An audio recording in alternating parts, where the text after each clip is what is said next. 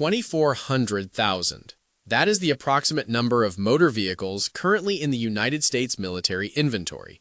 If you parked them bumper to bumper, the line would stretch nearly 7,000 miles, enough to span the continental United States twice over, with enough left over to line the coast of Florida. We frequently focus on the stealth fighters, the nuclear-powered supercarriers, and the precision-guided munitions. But the real weight of American power is not found in the sky or the sea. It is on the ground, burning through 500,000 gallons of fuel every single hour. It is a mass of steel, rubber, and internal combustion so vast that it creates its own gravitational pull on global geopolitics. It begs a question that is rarely asked, because the answer is almost too large to comprehend. Could the sheer physical mass of these 2.4 million vehicles simply overpower every other land force on Earth, not through superior firepower, but through the brute force of logistics? To understand the scale of 2.4 million vehicles, you have to look at what an army actually is. Most people picture a line of tanks charging across a field, but for every M1 Abrams tank at the tip of the spear, there is a tail of logistical support that stretches back hundreds of miles. In the mid-20th century, the United States made a fundamental doctrinal decision. They would never again move at the pace of a walking soldier. During World War II, the Red Ball Express proved that a war could be won by trucks just as surely as it could be won by planes. By the time the Cold War reached its peak, the U.S. military had become the most motorized force in human history. The tension today lies in the transition from the old world of mass to the new world of precision. Critics argue that 2.4 million vehicles is a liability, a massive, slow-moving target that costs $25 billion a year just to maintain. They point to the Iron Mountain of the First Gulf War, where the U.S. moved so much equipment into the desert that they literally lost track of thousands of shipping containers. But proponents argue that this mass is the only reason the U.S. can fight a war 10,000 miles from its own borders. While rivals like Russia and China have focused on regional dominance, the U.S. has built a fleet designed to exert pressure on any square inch of the planet. Let's look at the backbone of this fleet. When people think of U.S. military vehicles, they think of the Humvee. There are currently over 100,000 Humvees still in active service or reserve. Developed by AM General in the late 1970s to replace the M151 Jeep, the Humvee was never intended to be a frontline combat vehicle. It was a utility transport. It weighs roughly 5,000 pounds unarmored, powered by a 6.5-liter E8 diesel engine. But the wars in Iraq and Afghanistan forced the Humvee into a role it wasn't built for. The military began up-armoring them, adding steel plates and ballistic glass that pushed the weight to over 12,000 pounds. This shredded the transmissions, snapped the suspensions, and made the vehicles prone to rollovers.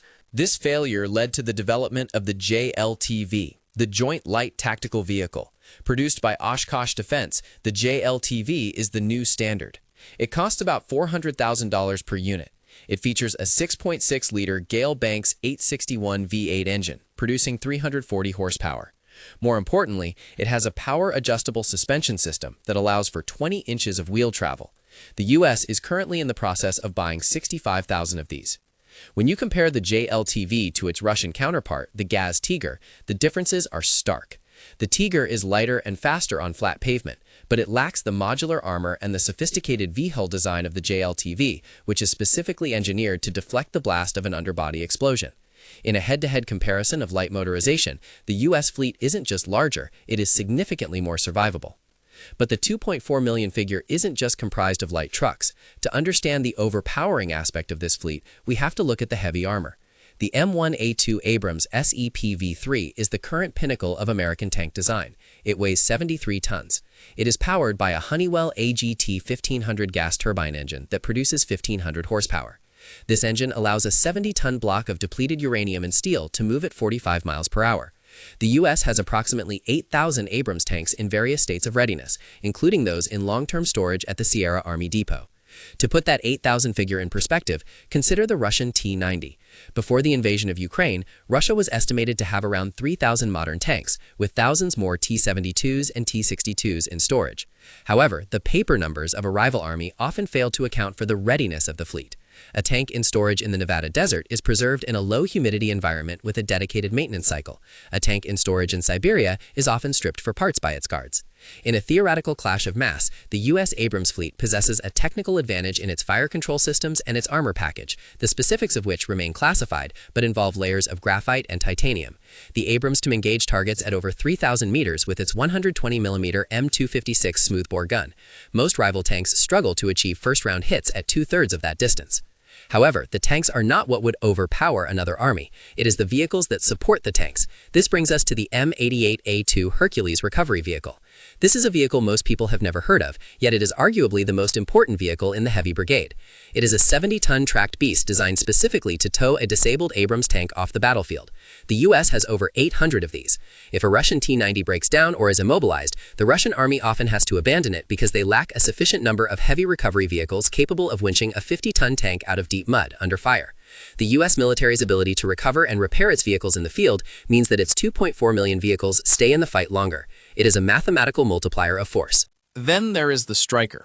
The Stryker is an 8-wheeled armored fighting vehicle that represents the middle ground between the light Humvee and the heavy Abrams. There are roughly 4,500 Strykers in the inventory.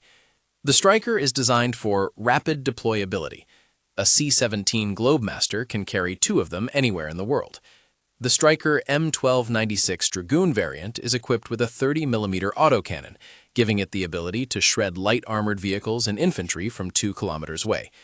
The Stryker's weakness is its high center of gravity and its wheels, which can be shot out, but its strength is its speed on improved roads, reaching 60 miles per hour.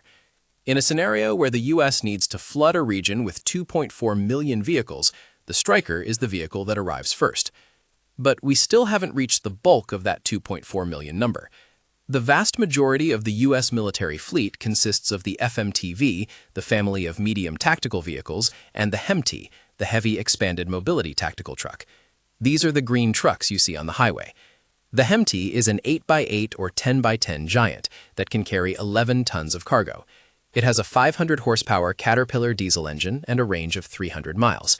There are over 30,000 HEMTs in service.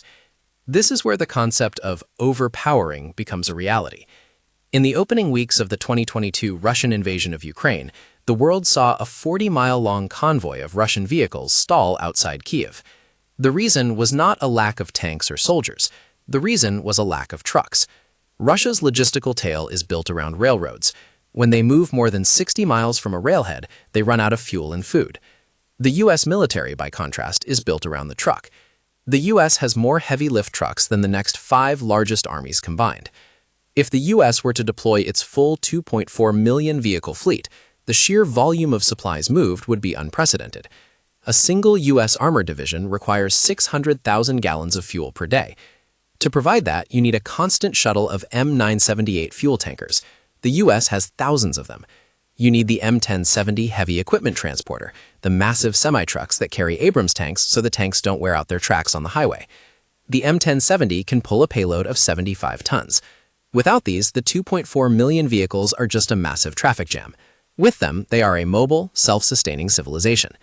However, the 2.4 million number includes a hidden category that critics often point to as a sign of bloat, the non-tactical vehicles.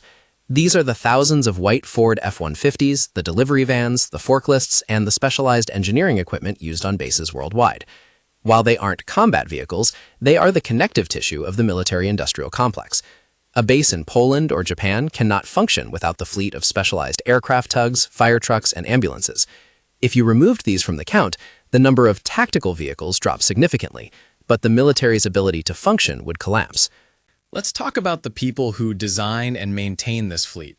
The complexity is staggering. Consider the M2 Bradley fighting vehicle. It was famously criticized during its development, a story immortalized in the film The Pentagon Wars, for trying to be too many things at once. It's a troop transport, but it has a 25mm cannon. It's armored, but it's made of aluminum, which some feared would vaporize if hit.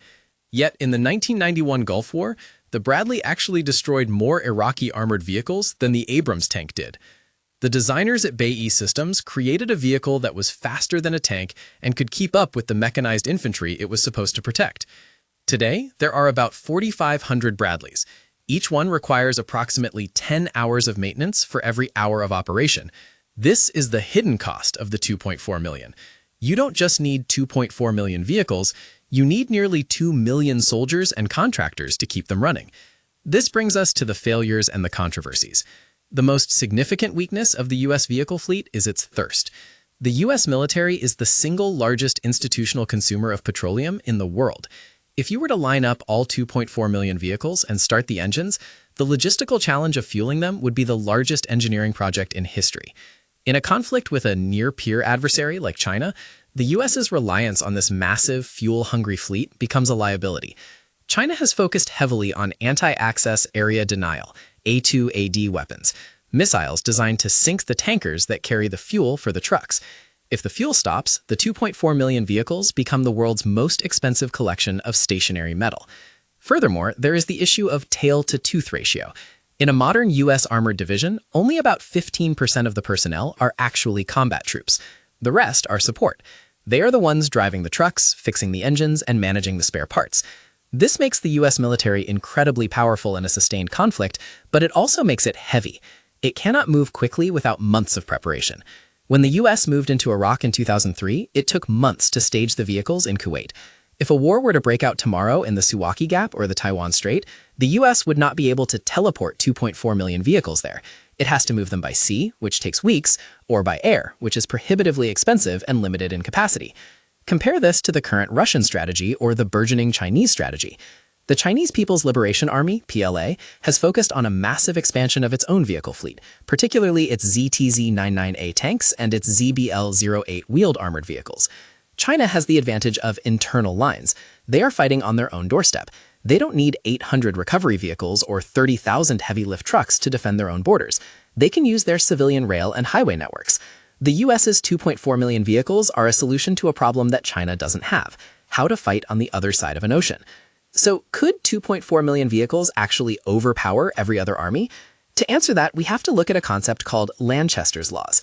These are mathematical formulas for calculating the relative strength of military forces. One of the laws suggests that the power of a force is the square of its number of units. If you have twice as many vehicles, you aren't just twice as strong, you are 4 times as strong. This is because you can lose units and still maintain combat effectiveness, while your opponent's effectiveness drops off a cliff. The sheer mass of the U.S. inventory provides a level of attrition resistance that no other country can match. In a high-intensity conflict, vehicles are destroyed at an alarming rate. In the first few months of the war in Ukraine, Russia lost more tanks than most European countries have in their entire inventories. Because the U.S. has thousands of vehicles in storage and a massive industrial base geared toward producing parts for 2.4 million units, it can survive a war of attrition that would bankrupt or disarm any other nation. This is the brute force of the 2.4 million. It's not that every vehicle is the best in the world. It's that there are so many of them that the U.S. can afford to be wrong, can afford to make mistakes, and can afford to lose thousands of units and still have more than the rest of the world combined. But there is a new shadow falling over this massive fleet: the drone revolution. We are seeing on modern battlefields that a $500 drone with a shaped charge grenade can destroy a $10 million truck. This calls into question the entire philosophy of mass motorization. Why maintain 2.4 million manned vehicles if they are all vulnerable to cheap autonomous swarms? The U.S. military is already reacting to this. They are experimenting with the RCV, the Robotic Combat Vehicle. These are unmanned, remote-controlled, or autonomous vehicles that can perform the dangerous tasks of scouting or lead charging into an ambush. The goal is to eventually replace a significant portion of the manned fleet with smaller, cheaper autonomous units. This would change the 2.4 million number from a count of engines and drivers to a count of sensors and processors. The transition is not without its critics. Engineers point out that an autonomous vehicle still needs a 500 horsepower engine to move 10 tons of armor. It still needs fuel. It still needs a empty truck to bring it that fuel. The physics of moving weight across mud and sand hasn't changed in 100 years. Even if the vehicles become smarter, the logistical burden of 2.4 million units remains. Let's look at the specific costs again. An M1 Abrams costs about $15 per mile in fuel and maintenance. A Bradley costs about $11. A empty truck costs about $8. When you multiply these numbers across the entire fleet and include the cost of the soldiers driving them, you realize that the U.S. military is essentially the world's largest trucking and construction company, which happens to have an enormous security department. The production numbers are equally staggering. During the height of the wars in the mid-2000s, companies like Navistar and Oshkosh were churning out thousands of MRAPs, mine-resistant ambush-protected vehicles, in a matter of months. The U.S. currently has about 12,000 MRAPs. These vehicles, like the Max Pro and the Oshkosh MATV, were designed for one specific purpose: protecting troops from IEDs. They are heavy, top-heavy, and fuel inefficient. When the wars in the Middle East wound down, the U.S. didn't know what to do with them. They gave thousands to local police departments and thousands more to allies. But thousands remain in the 2.4 million count, sitting in climate-controlled warehouses waiting for a conflict where they might be needed again. This excess capacity is a luxury no other military possesses. When you compare this to the British Army, which recently announced it was reducing its tank fleet to just 148 Challenger 3s, the scale of the U.S. inventory becomes almost absurd. The U.S. has more tanks in one single armored brigade than some entire NATO members have in their whole country. But here is the thing. Mass is not just about numbers. It is about the infrastructure that supports those numbers. The U.S. has a standardized system of parts. A bolt on a truck in California is the same as a bolt on a truck in Kuwait. This is the National Stock Number, NSN, system. There are over 7 million active NSNs in the federal supply system. This allows the U.S. to manage 2.4 million vehicles with a level of efficiency that rivals Amazon. If a striker in Germany needs a new alternator, the system knows exactly where that alternator is, whether it's in a warehouse in Pennsylvania or on a ship in the Atlantic, and can get it there in 48 hours. Russia and China are still struggling to implement this level of digitized logistics. Without this system, 2.4 million vehicles would be 2.4 million tons of junk. The human factor is also critical. The U.S. military has a culture of operator maintenance. Every driver of every one of those 2.4 million vehicles is trained to perform basic checks, checking the oil, the coolant, the tire pressure, the track tension. This is called PMCS, Preventive Maintenance Checks and Services.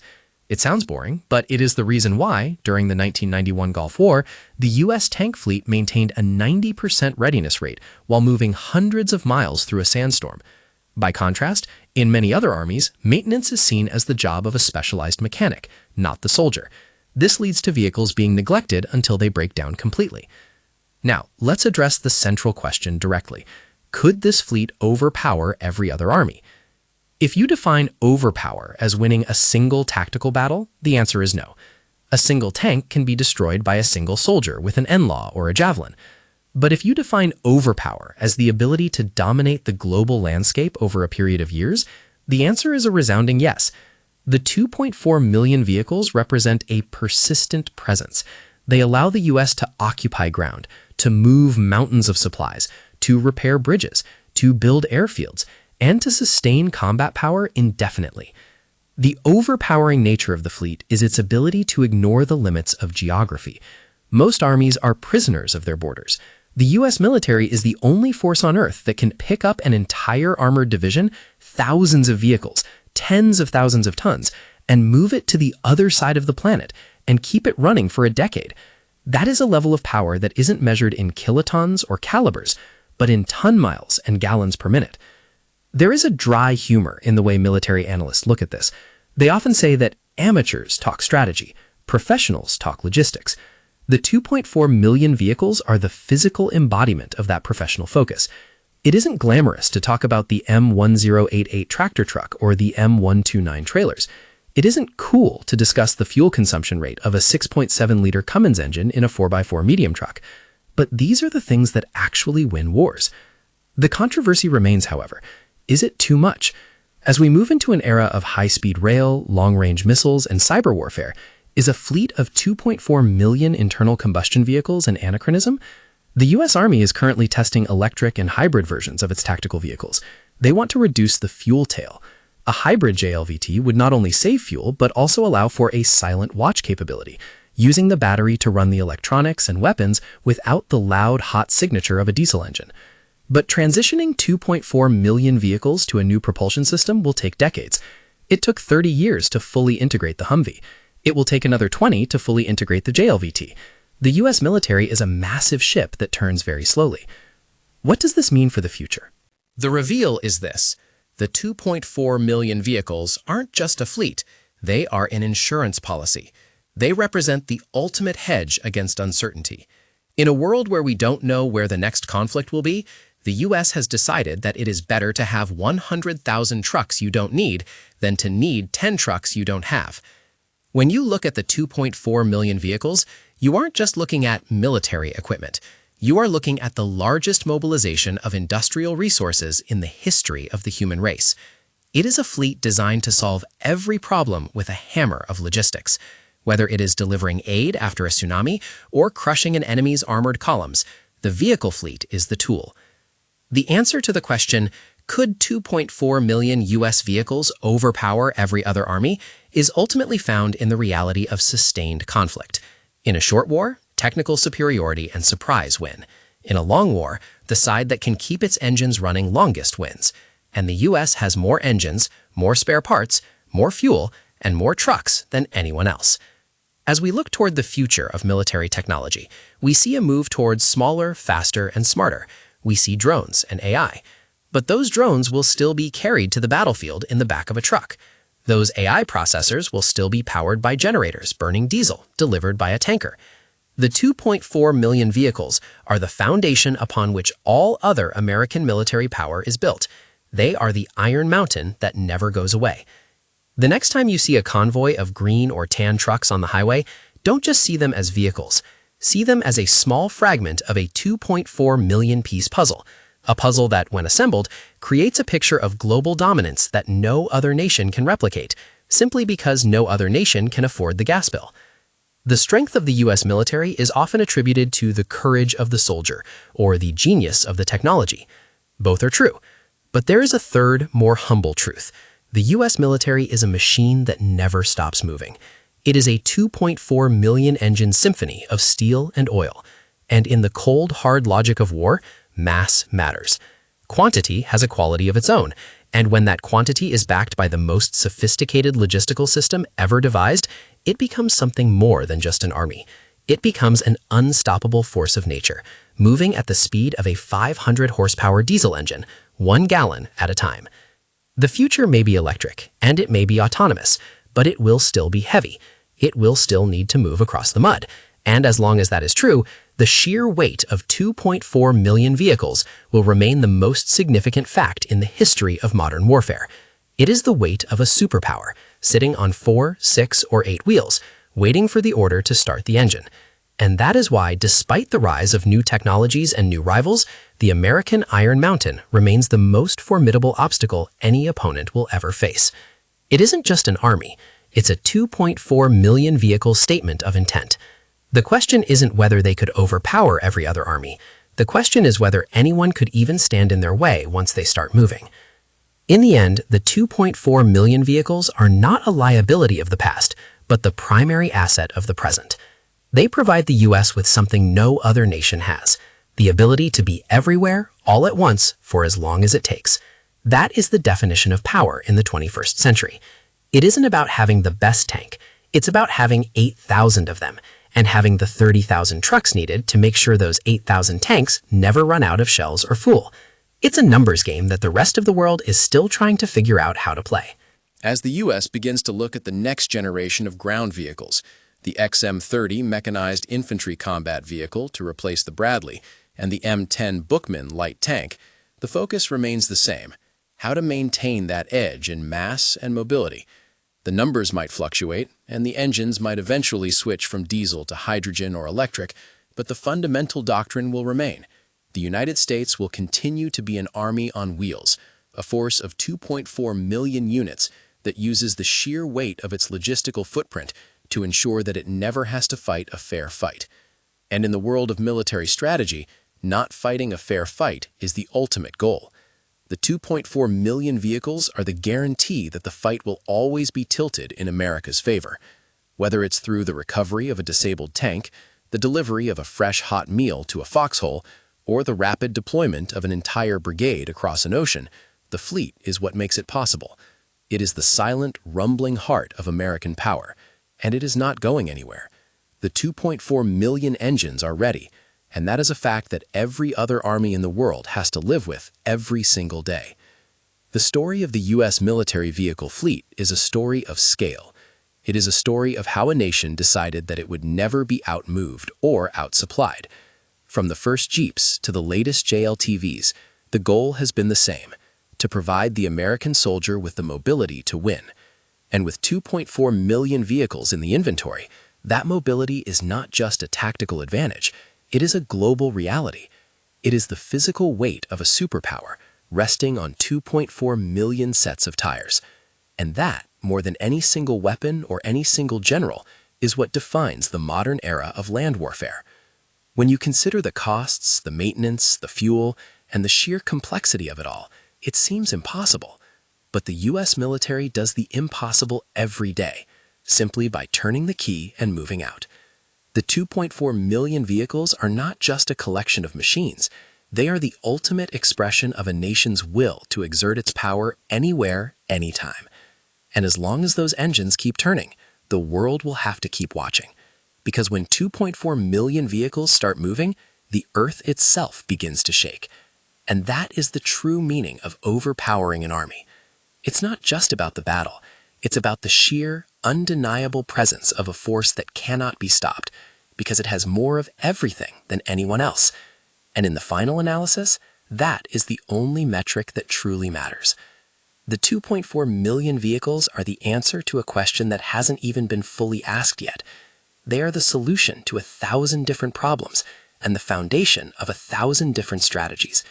They are the bulk, the mass, and the muscle of the United States. And they are the reason why in any conflict on any terrain, the U.S. starts with an advantage that no other nation can match. It is the advantage of numbers, the advantage of logistics, and the advantage of 2.4 million internal combustion engines all working towards a single goal. And that is a force that no other army on Earth can truly overpower.